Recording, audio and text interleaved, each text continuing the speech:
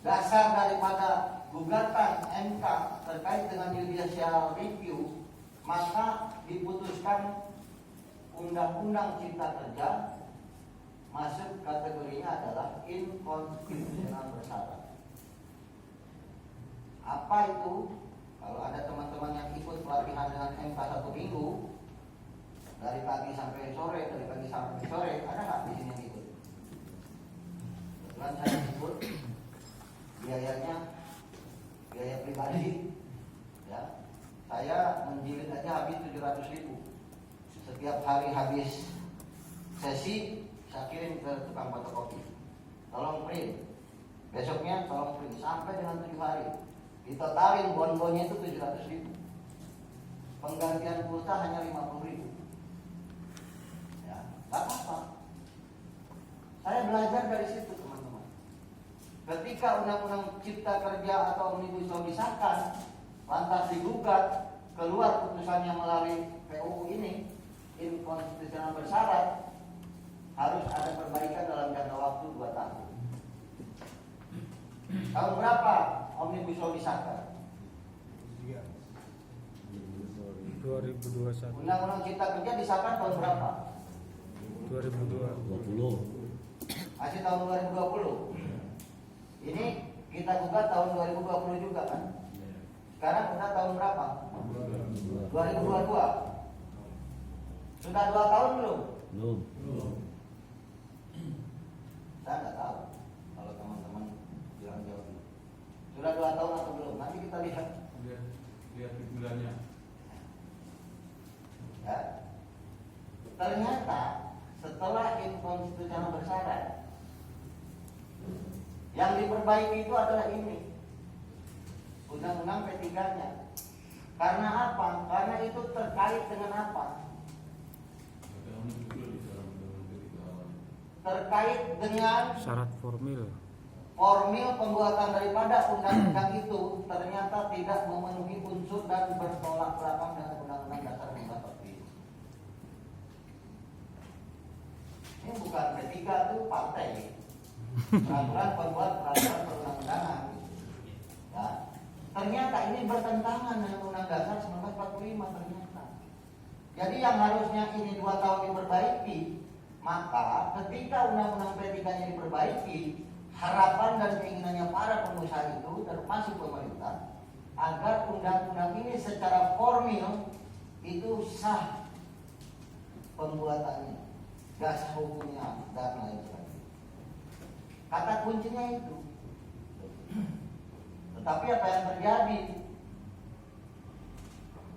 pada saat terjadi perubahan yang kedua dan yang ketiga, Undang-Undang P3 ini dalam waktu 2 minggu sudah bisa selesai. Luar biasa. Saya bilang saya tidak dalam kapasitas sosialisasi Undang-Undang P3, tetapi saya mau ingatkan karena korban sudah banyak. Ya, oke. Bagaimana kaitannya dengan isu global sekarang? Ketika kita bicara tentang Omnibus Law, bicara tentang 49 PP, bicara tentang gugatan MK inkonstitusional bersyarat, bicara tentang perubahan P3-nya, ternyata masih ada satu yang sekarang belum atau sedang dipersiapkan oleh seluruh federasi dan konfederasi terkait dengan judicial review materi isi daripada substansi undang-undang. Sekarang apa kaitannya dengan 5 isu global tadi? Ya, yang tadi sudah saya jabarkan di belakang. Apa? Ini yang dimaksud dengan respon pemulihan COVID-19 tetap menjadi yang utama. Pertanyaannya adalah, di sektor rubber ada nggak selama COVID itu dirumahkan? Ada. Ada yang bilang ada, angkat tangan. Ada. Berapa lama dirumahkan? Bagaimana terkait dengan upahnya? Upah tetap bayar. 100%. Yang sekarang masih terus mayoritas. Bagaimana sistem dan pengaturan kerjanya? Bagaimana tentang jaminan K3-nya? Bagaimana tentang kondisi produktivitasnya? Apakah tidak terkena dampak terhadap PPKM? Dan lain sebagainya. Segudang aturan yang digunakan oleh pemerintah Indonesia melalui aturan-aturan yang tadi. Artinya secara keseluruhan sektor rubber tidak terdampak secara langsung, baik terhadap pekerjaannya sendiri maupun terhadap tenaga kerja sendiri. Patut bersyukur ya, di tempat yang lain pencurian upah terjadi di mana-mana. Jaminan terhadap K3 sangat minim. Berarti sektor rubber ada nggak yang terkena dampak COVID? Anggota? Anggotanya ada nggak? Ada. Atau yang ada di sini pernah terdampak COVID? Ada? Ada. Berapa lama? Bagaimana perlakuannya dari perusahaan? Biasa-biasa saja, sesuai dengan mekanisme. Ketika kita sakit seperti biasa. Ada nggak yang terkena COVID pada saat itu anggota Anda ini adalah meninggal dunia karena COVID? Ada. Terus bagaimana perlakuannya, subsidinya, bantuannya yang diberikan? Apakah itu hanya bersifat norma saja? Bagaimana diatur dalam PKB? Bagaimana diatur dalam peraturan perundang-undangan dan sebagainya? Ini yang sebetulnya tidak pernah terpikirkan. Yang dianggap angin lalu dianggap biasa saja. Bagi yang tidak pernah COVID, dari mulai COVID ditetapkan sampai hari ini, syukur alhamdulillah. Tidak pernah merasakan bagaimana susahnya. Saya secara pribadi, selama COVID-19 diputuskan di Indonesia maupun di internasional, saya tidak pernah berhenti. Saya keliling dan saya ketemu 5 orang dari 55 orang dari 55 yang terkena dampak COVID saya wawancara. Mereka terkena tekanan psikis dari tetangga. Karena begitu dia dinyatakan COVID, tetangga menjauh semua. Pernah nggak dilakukan oleh teman-teman seperti itu analisa? Ini secara psikis itu mempengaruhi, dijauhin, takut menular dan lain sebagainya. Dianggap mirip dengan HIV/AIDS. Saya wawancara langsung. Karena waktu itu kita kebetulan saya dengan tim dapat mandat untuk melakukan investigasi dampak COVID terhadap buruh dan pekerja di Indonesia. Kita lakukan di 3 provinsi, Banten dan DKI jadi 1, Jawa Barat dan Jawa Tengah. Kita temukan mereka merasa terganggu, ada yang dikucilkan. Tapi setelah berjalan sekian lama, korban sudah bergelimpangan, pemerintah mengeluarkan satu kebijakan baru. Orang yang terkena COVID itu harus disupport. Akhirnya berbondong-bondong naruh makanan tuh di pagar-pagar. Karena aneh. Ya. Ini kenapa ini masih menjadi respon pemulihan COVID-19 tetap yang utama karena tadi dianggap bahwa COVID ini masih ada.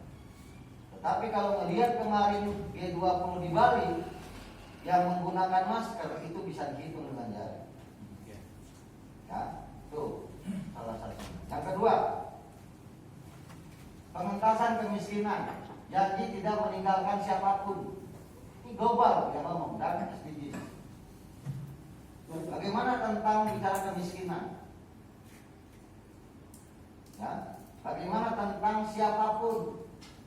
Artinya kalau bicara siapapun, di antara kita termasuk Indonesia juga nggak boleh kan?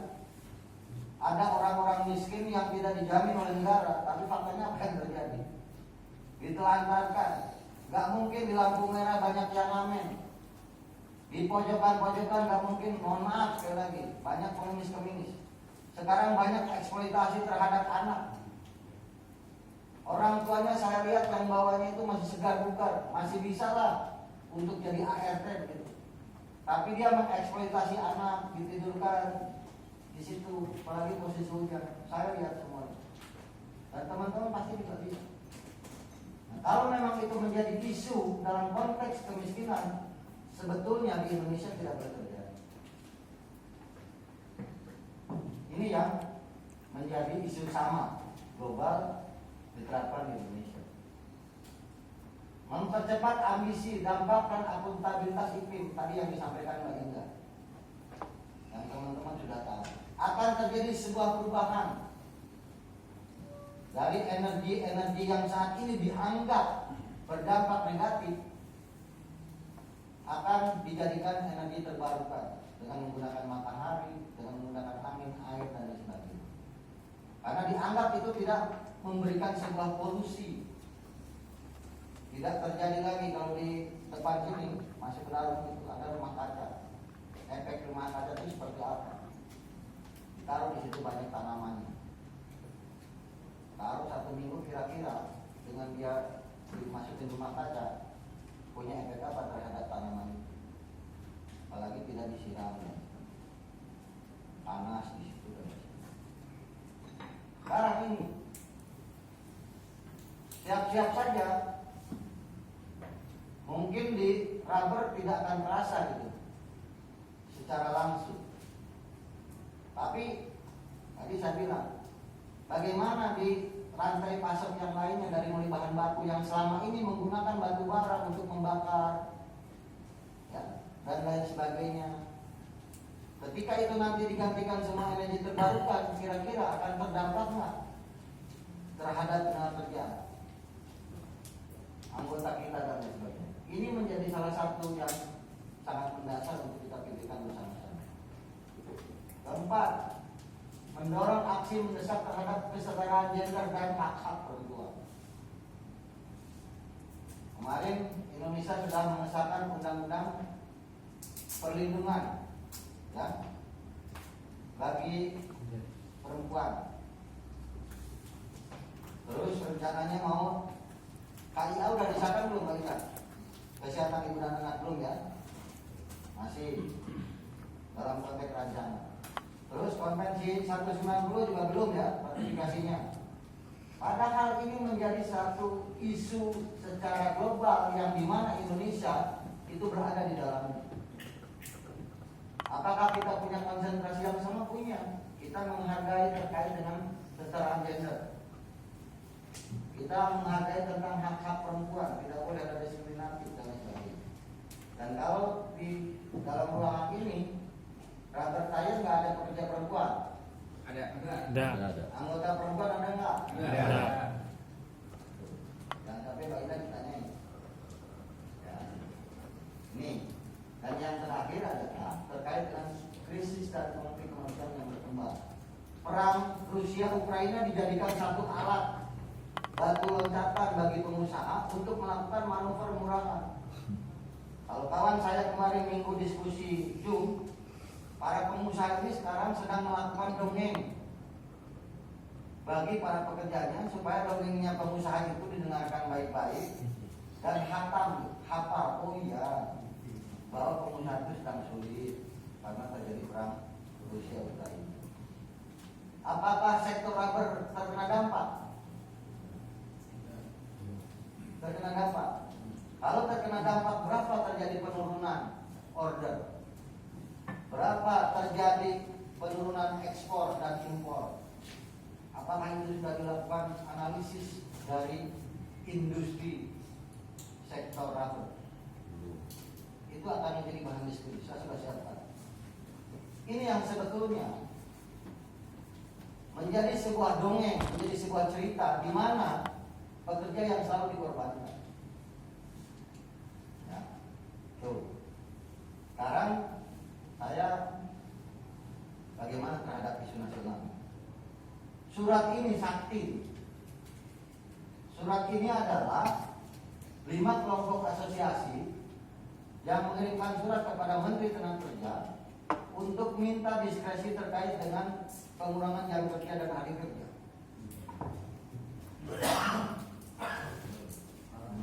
Pengurangan kerja dan hari kerja. Tapi tidak disebutkan ketika 30 jam itu apakah gajinya akan 100%. ketika hari kerjanya dikurangi apa gajinya 8%.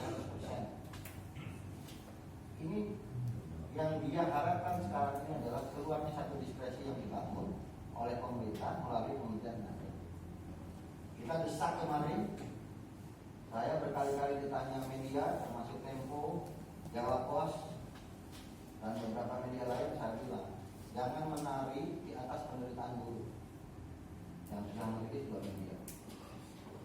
Semakin buruh ditekan, maka perlawanan semakin kuat. Kita sampaikan seperti itu. Oleh nanti saya undang juga teman kita untuk kita bicara tentang industri rubber. Gimana dampak-dampak? Apakah itu berdampak secara langsung atau tidak langsung? 5 asosiasi ini yang sekarang sedang mempengaruhi kebijakan pemerintah. Memang ini disebutkan untuk sektor padat karya, tapi itu hanya titik masuknya saja. Hanya pintu masuk saja. Begitu itu digelontorkan, maka asosiasi yang lain akan menggunakan hak yang sama. Karena apa? Karena ini kaitannya dengan persoalan tenaga kerja, waktu kerja, dan jam kerja. Ini luar biasa permainannya. Ini ada sebuah data, mungkin nggak begitu jelas. Ini ada sebuah data terkait dengan pabrik tutup, PHK, dan kerja kontrak yang tidak dilanjutkan. Saya di sini sangat sakit. Kita coba investigasi ke dalam. Anggota yang tergabung di industri oil itu ada 11.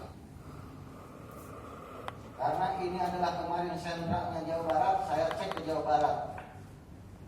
Coba, ada nggak? Bisa sanggah nggak data-data ini? Ada pabrik tutup, berapa banyak? Sektor apa? Padat karya, oke. Berapa banyak? Nama pabriknya apa? Nggak pernah dirilis. Berapa jumlah tenaga kerjanya? Kalau yang masuk PHK atau PHK massal, secara otomatis ada 2 kriteria. Pekerja tetap dan pekerja kontrak yang belum habis masa kontraknya. Tapi kalau pekerja kontrak tidak diperpanjang, maka itu dengan sendirinya sesuai dengan peraturan keperdataan. Ini harus dibedakan.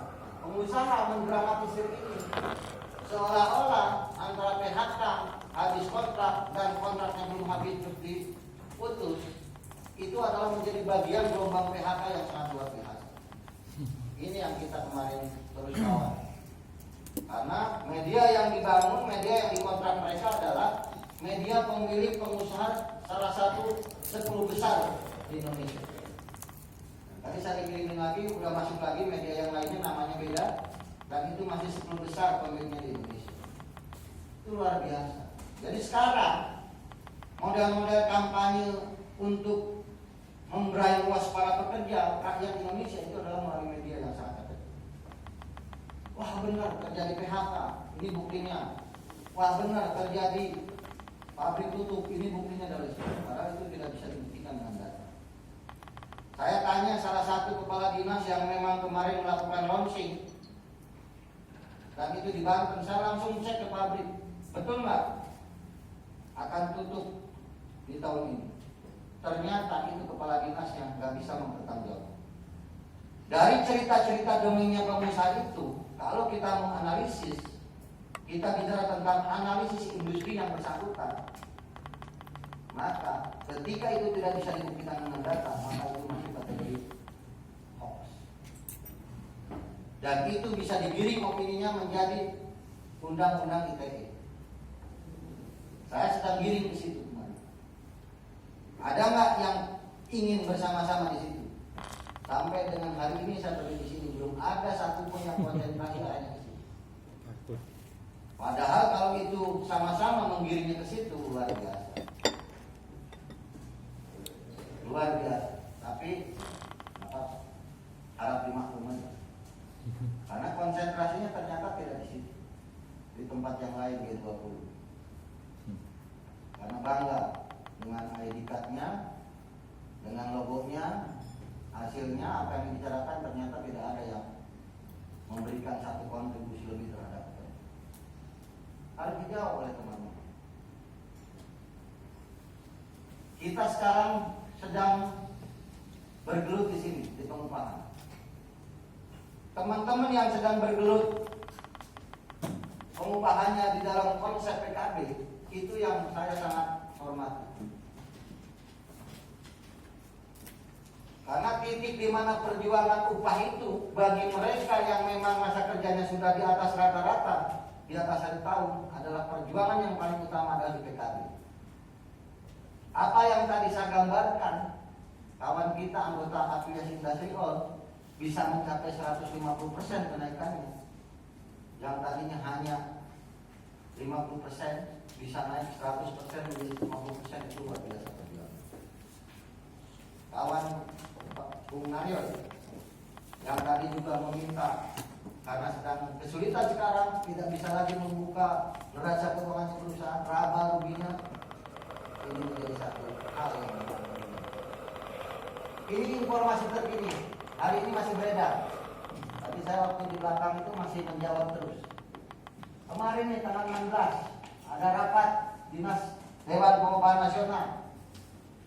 Ternyata dari 5 item yang kemarin dirapatkan di Dewan Pengupahan Nasional, ya, yang saya sungguh sangat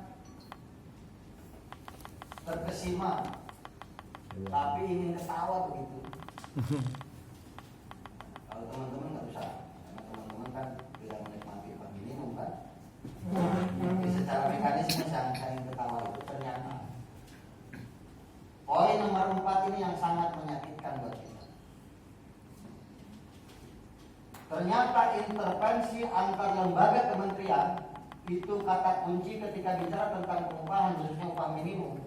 Kementerian Dalam Negeri ternyata mempunyai satu kompetensi dalam rangka memutuskan upah minimum. Terus apa ya Menteri Tenaga Kerja? Bagaimana tentang kewenangan gubernur dan bupati wali kota? Ternyata nomor 4 itu lebih berwenang di dalam memutuskan dan menetapkan upah minimum. Sangat luar biasa. Ini bukan kata saya. Ini yang memberikan informasi adalah wakil buruh, wakil pekerja yang ada di Dewan Pengupahan Nasional, yang terus di dalam WA grup itu sekarang sedang menggelinding. Karena apa? Karena targetnya gubernur UMP itu adalah tanggal 21 November. UMK itu tanggal 1 Desember, yang harusnya akhir November. Sekarang mau ditunda. Ya, apabila anggota Dewan Pengupahan Provinsi dan Kabupaten Kota yang mau mengadakan rapat besok itu tanggal 18, itu harus ditunda setelah 18. Artinya apa? Poin nomor